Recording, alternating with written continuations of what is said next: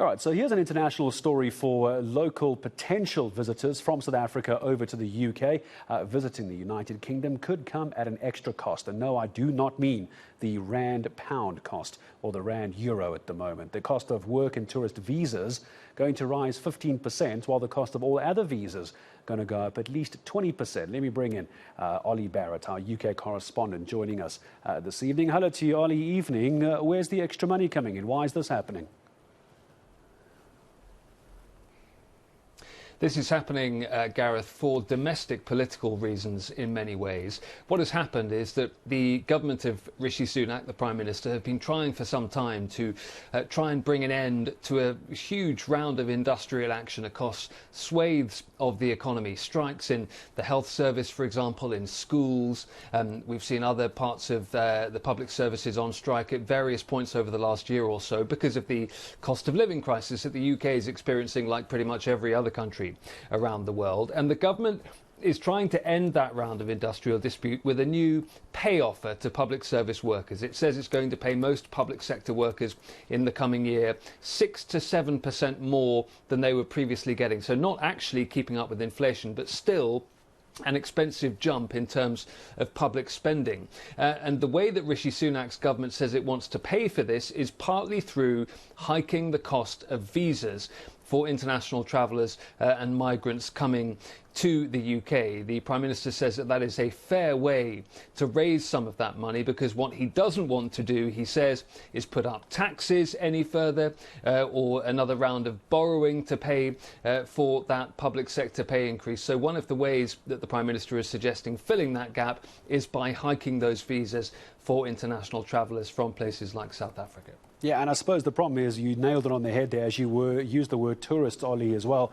Is the UK very much a tourist destination in its own right? Of course it is, but very much seen as a hop, skip and a jump across to mainland Europe as well. There's got to be a knock-on effect here for the tourist sector, especially considering it's summer where you are. We got the snow the other day, you got the sunshine. It's got to be a problem for tourism. That's exactly what the tourism sector is saying. It is worried about these hikes that we're going to see, 15 to 20% for various different types of visa. And the tourism industry is saying that that just comes at a very difficult time when it's already more expensive for people to fly, for example.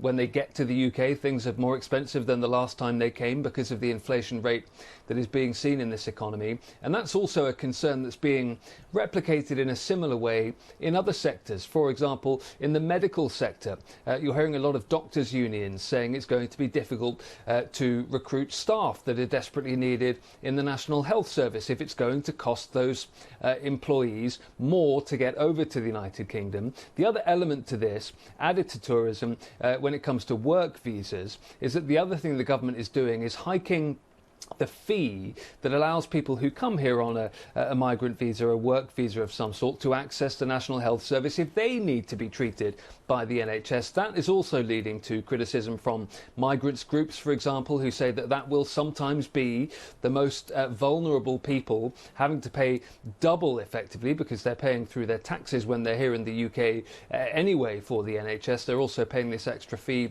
to access NHS services. So those are some of the criticisms that are being levelled at the government, some of the concerns that are being levelled at the government. Number 10 insists that this is just something that has to be done, that the UK wants to pay its public sector workers more money, and that money's got to come from somewhere. The government also says that many of these visa fees haven't risen for some time, and that therefore it's time to put them up in a significant way to try and catch up with inflation, but also some of the intervening years since the visa fees rose in a significant way last time around. Yeah, we call it here in South Africa an interest rate equivalent wage as well. I'm not quite sure what it's called over in the UK, but I'm sure it's something along those lines as well.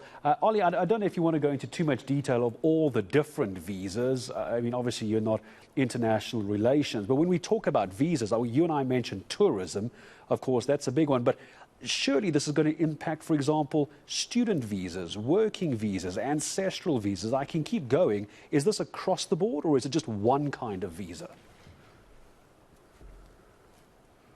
Yeah, all of those visas, partner, spouse visa, skilled worker visas, all the various different visas for international travellers and migrants are going to be affected by this. So it is going to be across the board, we think, because, and I say we think because the government hasn't released all of the full detail yet about exactly which visas are going to rise by, exactly which amount, and when, crucially, that hike is going to kick in. So there's still some detail to be ironed out here, but it is going to have an effect not just on tourists, as you say, not just on people moving to the UK from South Africa potentially for employment reasons, but also people trying to make that move for reasons to do with their family, that kind of thing as well. So yes, for effectively anyone coming from South Africa to the UK who needs a visa, they're going to find that visa becoming much more expensive. Yeah, I mean, certainly it is as well. As you say, we wait to hear what the dates are on this as well. I wonder if it's not going to be just in time for the Christmas rush from South Africa to the UK, but we'll wait to hear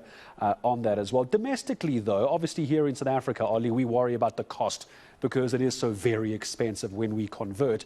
Domestically, though, if you put on your UK hat now, what sort of opposition are you seeing to this, whether in the House of Commons or within Number 10 over in the UK? Or is this everyone just accepting what the Prime Minister says and let's go for it?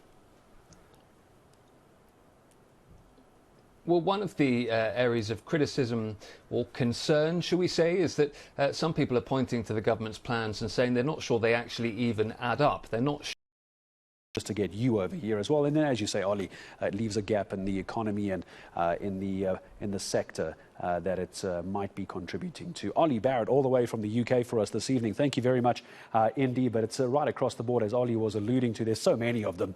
Whether you go from Ancestry Visa, I'm taking a quick look at the IHS website, Ancestry Visa, down to Visitors Visas, Youth Mobility Scheme Visa, Student Visa. I can go on for a couple of minutes. I won't bore you with all of it.